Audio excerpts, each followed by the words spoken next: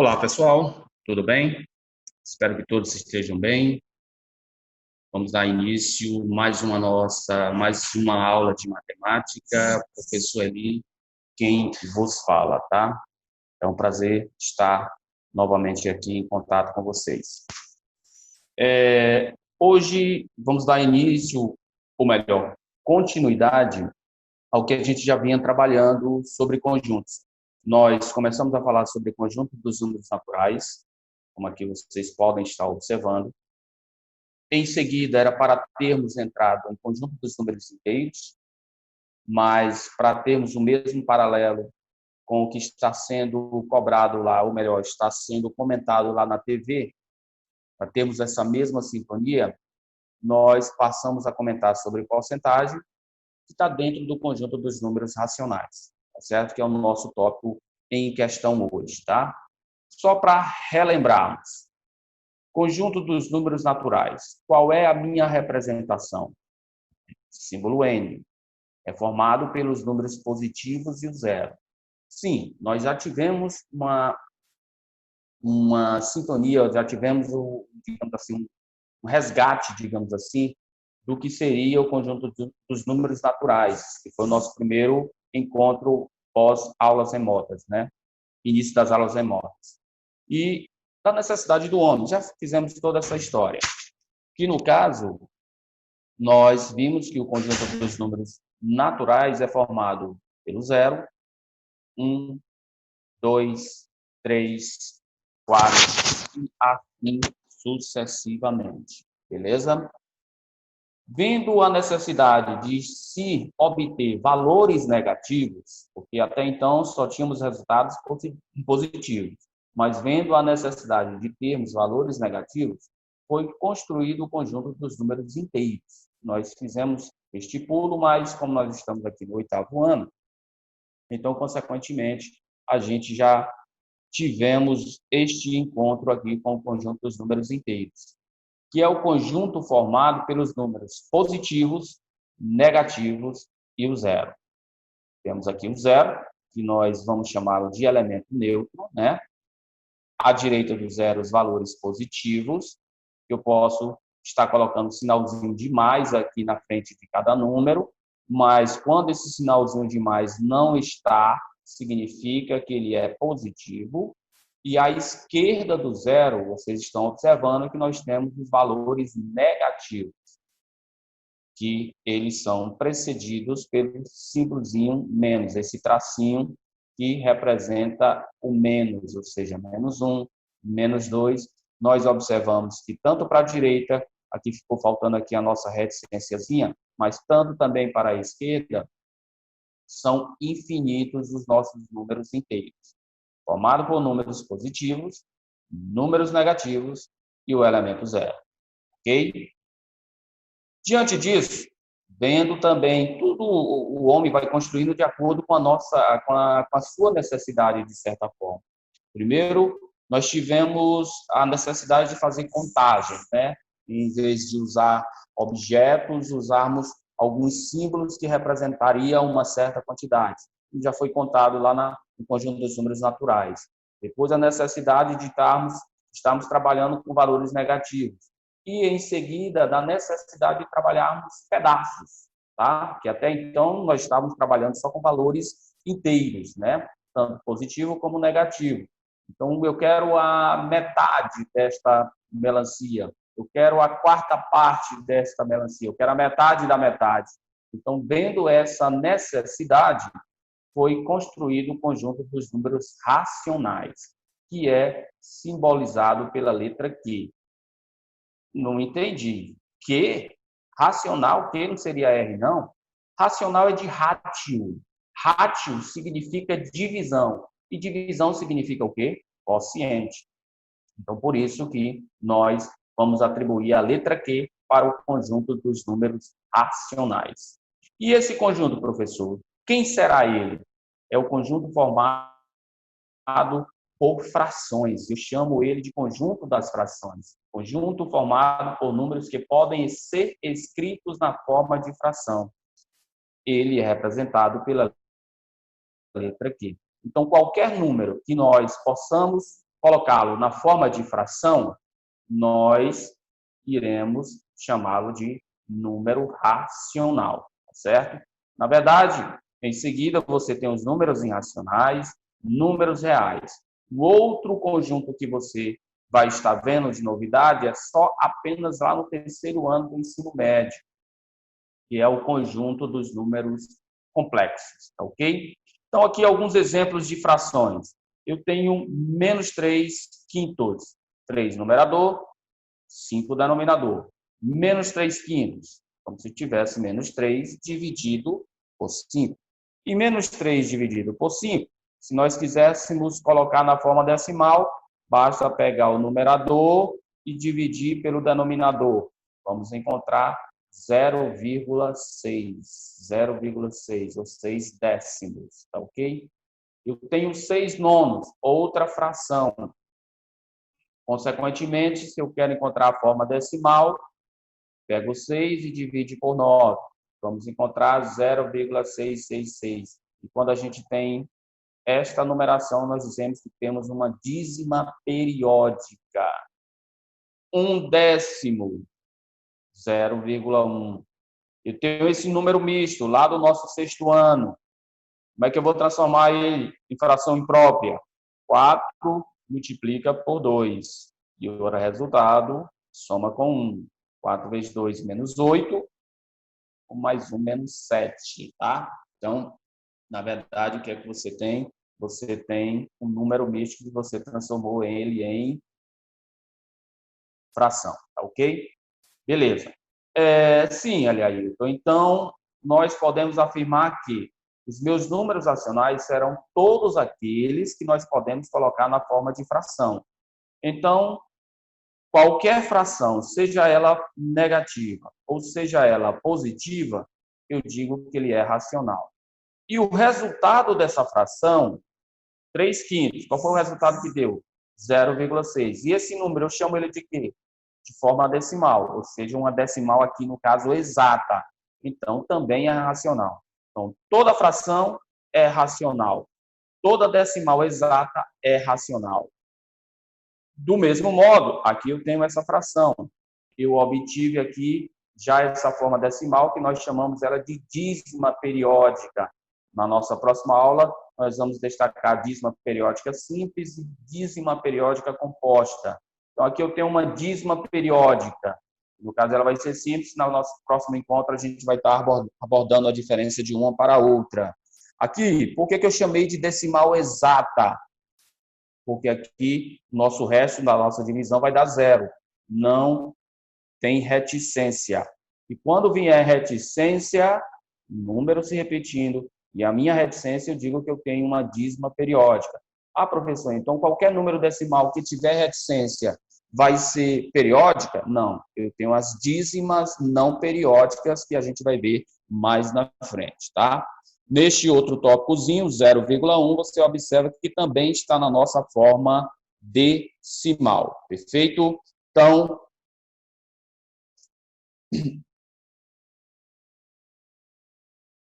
junto das frações. Então, se eu pegar dois números quaisquer inteiros, sem que o denominador seja 0, armar na forma de fração, eu represento o número racional.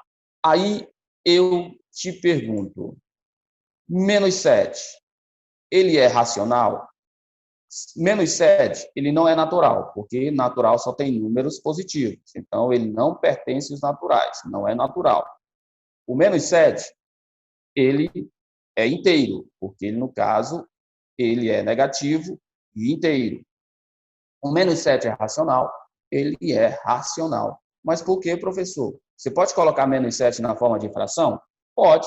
Menos 7 sobre 1, está na forma de fração. Tá certo? Ah, professor, mas você não precisa botar esse 1. Por isso mesmo fica apenas menos 7. Tá ok? Mas você poderia muito bem, estaria correto, colocarmos menos 7 sobre 1. 5 quartos é natural, não pertence aos números naturais. 5 quartos é inteiro, também não pertence ao conjunto dos números inteiros. 5 quartos é racional? É uma fração? É uma fração. Então, ele é racional. Eu tenho essa dízima, é um número com vírgula, com reticência, e esse número está se repetindo infinitamente. Eu tenho essa dízima periódica. É um número natural? Não será um número natural. É um número inteiro? Também não será um número inteiro. Ele é racional? É, porque qualquer dízima periódica nós podemos colocar na forma de fração. E como é que ficaria a fração aqui, professor? 0,777 reticência. Ficaria 7 nonos. 7 nonos seria o nosso item C, que no caso a gente vai ver no nosso próximo encontro. Perfeito? Belezinha? Bacana, tá? Espero que esteja tudo ok aí. Mas qualquer coisinha, dá uma volta, o videozinho, uma pausada, volte e tente rever os conceitos. Perfeito? 8, ele é natural. 8, ele é inteiro. 8 também será racional.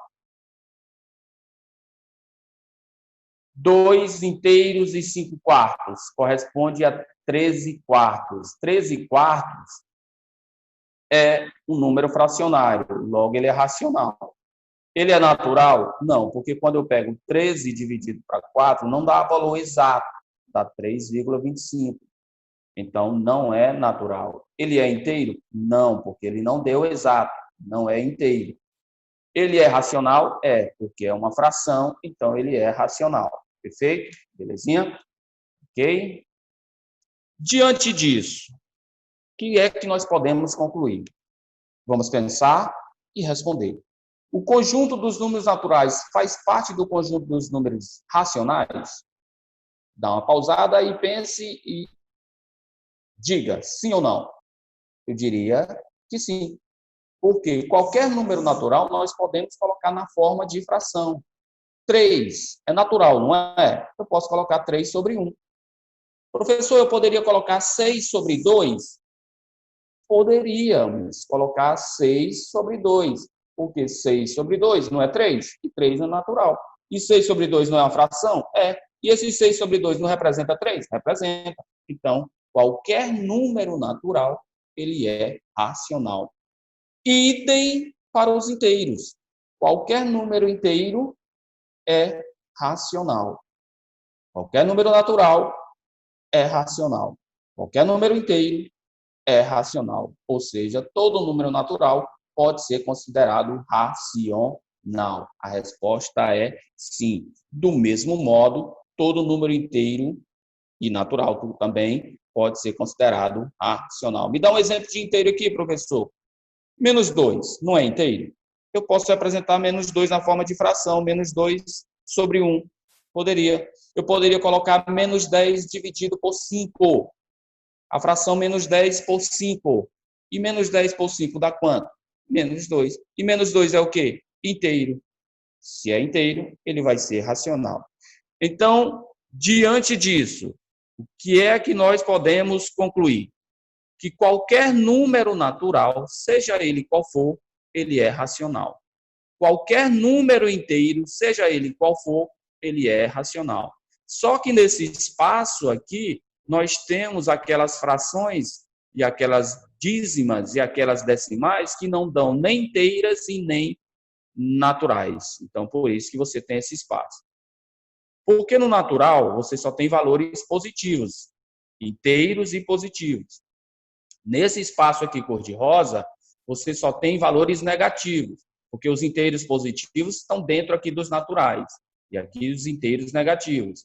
E nesse espaço aqui um pouquinho mais claro, o que é que você tem? Você tem as frações que não dão inteiras, tá? Dão pedaços, tá? Não vão dar inteiras, tanto positivo como negativo. Então, tanto natural como inteiro estão dentro do conjunto dos números racionais. Então, qualquer natural é racional. Qualquer número inteiro é racional.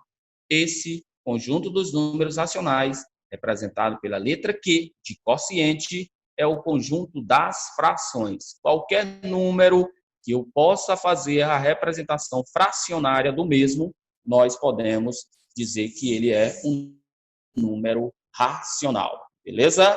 Espero que esteja tudo ok. Representação dos números racionais na nossa reta.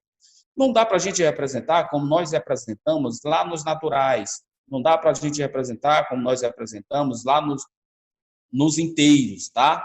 Mas a gente pode te dar uma ideia de como é que ficaria a representação de alguns números racionais na reta. Da mesma forma que nós fizemos tanto no natural como no inteiro, não com tanta precisão. Por quê, Eli? Porque entre o 0 e o 1 não só tem essa fração 2/3, eu tenho outras frações, inúmeras frações que poderiam estar representadas aqui. Se você tem 0 e 1 inteiros, naturais também. 2/3. Como é que eu sei que ele vai estar entre 0 e 1? Uma maneira de descobrirmos é fazermos a divisão do nosso numerador pelo denominador. E se eu pegar o numerador e dividir pelo denominador, vamos encontrar o quê? 0,666 reticência. Consequentemente, é um número que está entre 0 e 1. 1,33 reticência está entre 1 e o 2. 2,5 está entre o 2 e o 3. Ou seja, aqui a gente tem alguns exemplos na forma de rosa, digamos assim, que são representações de números racionais. Como eu falei, não dá para a gente apresentar como assim estávamos fazendo lá nos números naturais, nos números inteiros, não. Aqui é só uma demonstração simples. Menos 1,5, você observa que vai estar entre menos 1 e menos 2. Perfeito? Belezinha? Espero que esteja tudo ok. Então, praticamente a parte introdutória aqui de números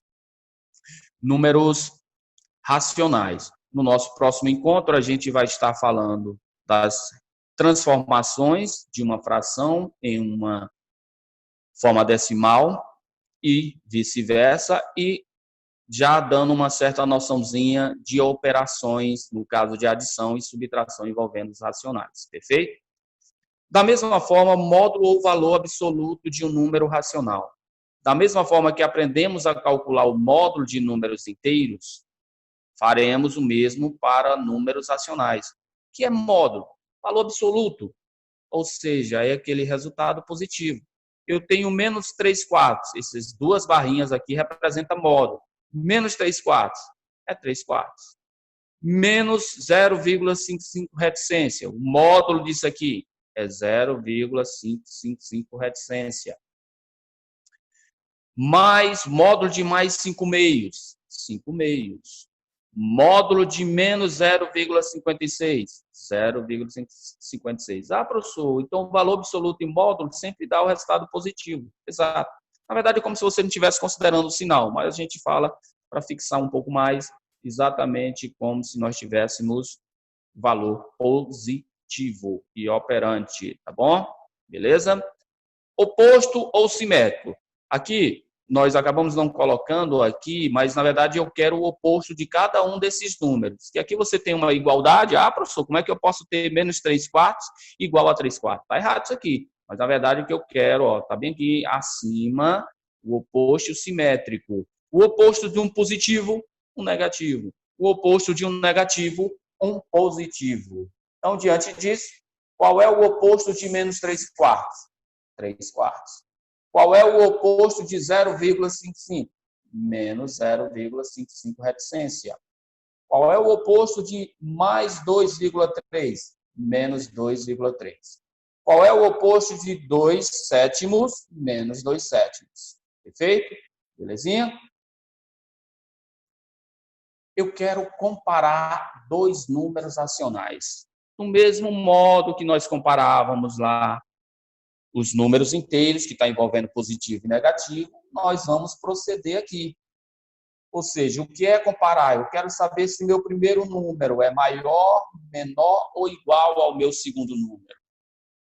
Ora, se nós estamos comparando dois números, um é negativo e o outro é positivo, o positivo sempre será maior do que qualquer número negativo.